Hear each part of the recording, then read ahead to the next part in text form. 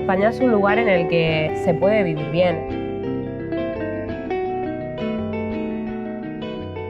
Yo creo que hay cierta alegría de vivir, cierta ilusión por exprimir la vida, de hecho. Esa impulsividad, esa pasión existe, que a veces se traduce en cosas negativas también, ¿no? En que, pues de la misma manera apasionada.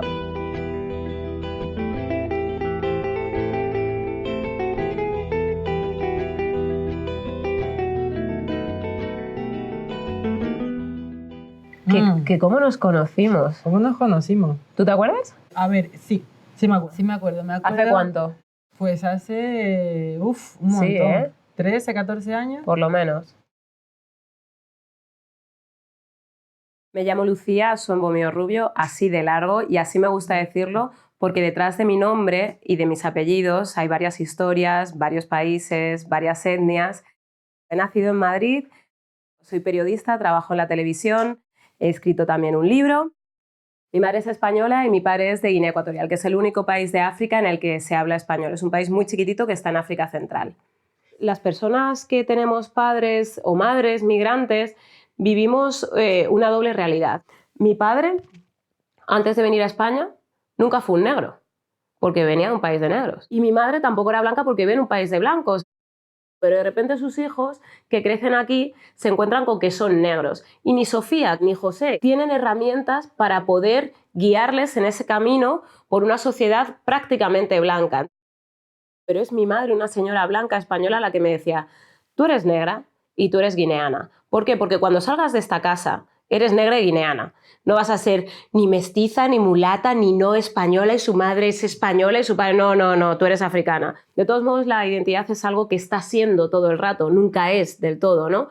Por ese proceso, pues me he visto en varios momentos vitales. He sido guineana, he sido española y ahora mismo soy guineana y española y que nadie me diga lo contrario. Así que me gusta mucho hacer preguntas. Empiezo en un activismo que aquí todavía era muy pequeñito. Mi aportación a la comunidad negra ha sido de dos maneras. Una, como periodista poniendo el foco en otras mujeres negras, fundamentalmente, ¿no? O sea, al final para mí entrevistar a mujeres negras no es una cuestión simplemente de curiosidad personal, es una cuestión de responsabilidad. Si no lo hace una persona como yo, ¿quién lo va a hacer? He entrevistado, yo creo que a más de 30 mujeres desde que estoy colaborando en Afroféminas, que también codirigí, pues es un espacio de encuentro entre mujeres africanas y afrodescendientes que hablan español. Y digo que es una página de encuentro porque volcamos inquietudes, presentamos a otras mujeres, hacemos un poco de todo, ¿no? Y luego, pues, aparte de eso, también de un tiempo a esta parte, teniendo en cuenta que yo ya llevo más de 10 años trabajando en televisión, he decidido analizar con una perspectiva crítica de raza y de género los medios de comunicación. Entonces, doy charlas acerca de cuál es la representación de las personas africanas y afrodescendientes en el Estado español, tanto en informativos como en publicidad o en el cine, ¿no? Y a partir de ahí pues intentamos transformar conciencias. Mi nombre es Paola Hurtado, soy ecuatoriana, soy psicóloga y presidenta de la Asociación Educación contra la Discriminación. Llegué a España hace 17 años. En principio, pues los primeros años, al no tener documentación, pues estuve trabajando en casas de familia, estuve trabajando de camarera, hasta que hace una cosa de 8 años o así, pues obtuve lo que es la documentación, los papeles. En ese punto, pues empecé a pensar que quizá ya podía estudiar. En aquel entonces no había información necesaria de qué hacer en el caso de que personas como yo quisieran entrar a la universidad, ¿no? Pues extranjera, que había terminado el bachillerato en Ecuador. Me pregunto, ¿habrán más mujeres como yo intentando entrar a la universidad y que no puedan hacerlo porque tienen trabas burocráticas que les impide hacer lo que continuar los estudios que ellas quieren hacer?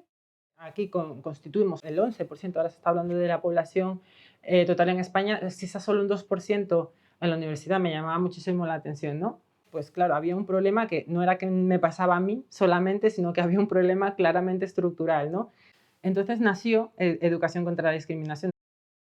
Diseñamos una serie de talleres para, por un lado, reducir lo que es el abandono de los niños y las niñas de origen migrante, que Entonces era un plan en el que poníamos caras a los profesionales migrantes también en España, ¿no? Que esos niños y esas niñas se vean también reflejados en profesionales, que las personas, que sus referentes no sean personas blancas españolas porque claramente no se sienten identificados. Lo que hacíamos era pues también desmitificar pues los tópicos que hay sobre la universidad, sobre todo entre los jóvenes de origen migrante, que creen que la universidad es como un acceso de lujo o un acceso como para personas ricas o para gente que tiene habilidades especiales que no tienen ellos.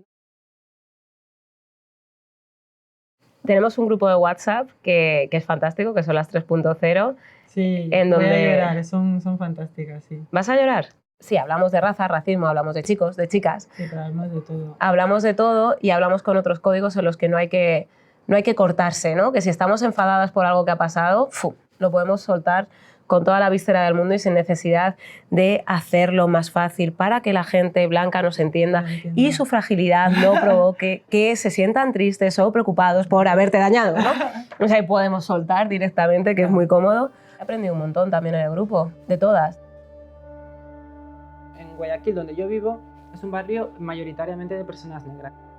En lo personal no lo percibes, ¿no? Entonces, cuando llegas aquí, pasa algo parecido como podría pasarle a otra persona de algún país de África, que llegas aquí y entras en la conciencia de que eres negra y que sobre todo eres diferente. Y es una historia que cuento muy a menudo y a pesar de que ya tendría que tenerla manida, pues cuesta también un poco, ¿no? También me cuesta mucho recordarla, es una cosa que como que vas enterrando porque al fin y al cabo es un trauma. Un par de hombres blancos me preguntaron la hora, entonces yo les dije son las, y cuando les miré para darles la hora ellos tenían preparado un líquido desagradable que debía ser heces y vete tú a saber qué otras cosas y me lo echaron a la cara y cuando se fueron corriendo gritaban negra, vete a tu país. En casa pues me lloraba amargamente porque no entendía absolutamente nada, nunca había tenido una agresión racista, no sabía que lo que estaba pasando en ese momento se trataba de un delito de odio, no tenía ni idea.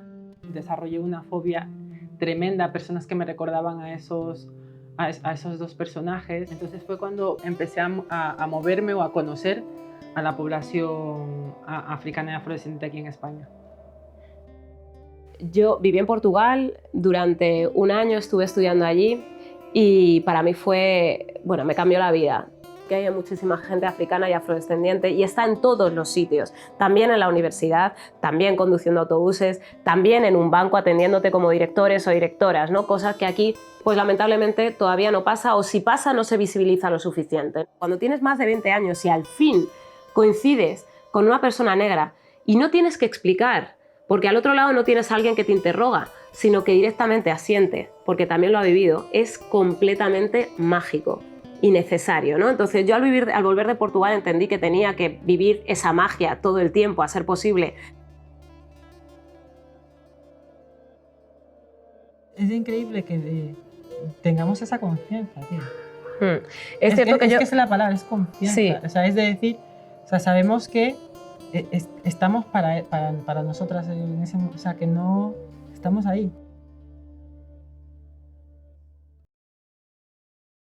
El caso es que, a ver, yo siempre he sido negra y sobre todo soy una negra migrante, ¿no? Es como soy, es como he nacido y como me he identificado aquí en España.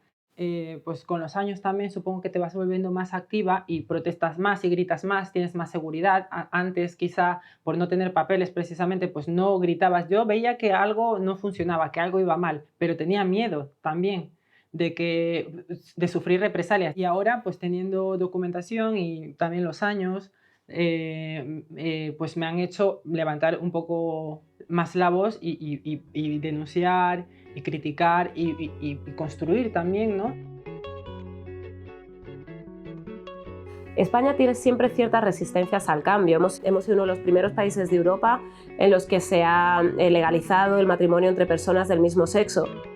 Pero antes de que eso sucediera había manifestaciones en la calle de personas que decían que estaban en contra de que seres humanos se amaran, ¿no? Que es ¿a ti qué más te da? Una vez entran en razón, una vez se van colando los debates, las cosas van cambiando. Hay que empezar a integrar a personas de comunidades minorizadas en esos medios de comunicación, porque te van a dar una perspectiva muy diferente, porque van a ver una realidad que es la que ha habido siempre, pero con otros ojos, y porque van a ver temas donde tú jamás te has planteado que los haya.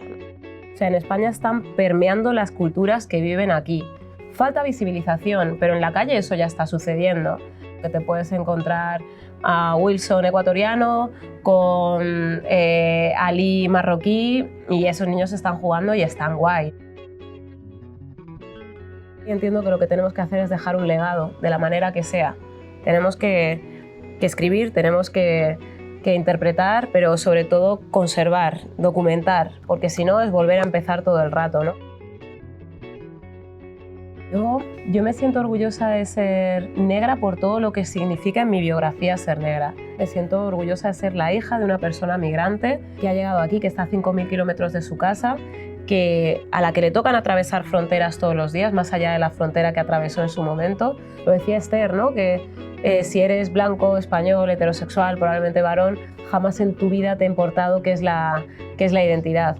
Y pensarlo, sentirlo y debatirlo aquí, hoy, para mí es guay. Y eso, si está sucediendo, es porque soy una mujer negra, una mujer ecuatoriana, nacida en España. Entonces me imagino a ese antepasado pues queriendo volver, acercándose al mar, queriendo nadar, construyendo barquitas incipientes para volver a su tierra, ¿no? Y recordarle, para mí es un orgullo. Claro. O sea, me siento enormemente feliz e invadida de ese antepasado, ¿no? Me encanta ser africana, ser de origen africano. Para mí, pues eso es un orgullo. Y vengas o no de África Occidental, ya sabes que somos hermanas, ¿no? Somos hermanas. Claro que sí. Primas hermanas. Primas hermanas, hermanas. Yo siempre digo lo mismo, que contemos nuestras historias, que son importantes porque nuestras vidas importan, aunque nos hayan hecho creer que no.